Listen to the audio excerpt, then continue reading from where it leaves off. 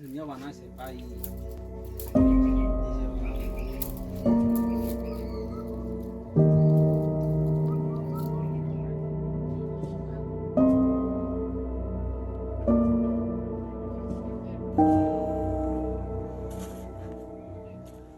কি কি বনায় আপনি?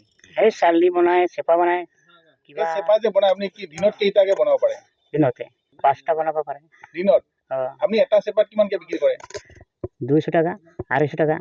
ক'ত বিক্ৰী কৰে এই চেপাবিলাক? এইটো বাজাৰত ল'ব লাগিব। এই বিক্ৰী কৰি আহি আৰু বনাই আছোঁ। কিমান দিনৰ পৰা বনাই আছে এইটো? এনে 10 বছৰমান হৈছে বনাই আছোঁ।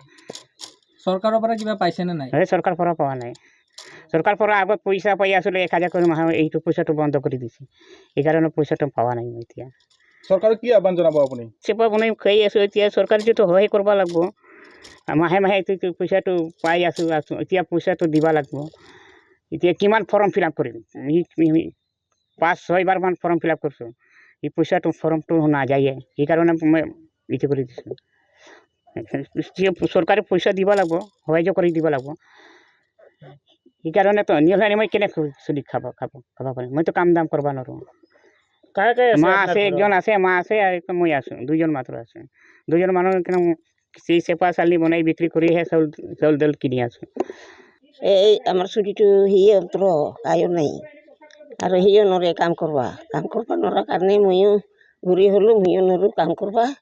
মানে মই চৰকাৰৰ পৰা একো পোৱা নাই। কেনেধৰণে চলি আছে এতিয়া পৰিয়ালটো? কোনোমতে চলি আছোঁ আৰু চেপা তেপা বনাই কিবা কাৰোবাৰ কি কাম কৰে অলপ, মানে কি হাত ভাঙাতে অলপ কৰা আছিল, এতিয়া হাত ভাঙি নৰলাক।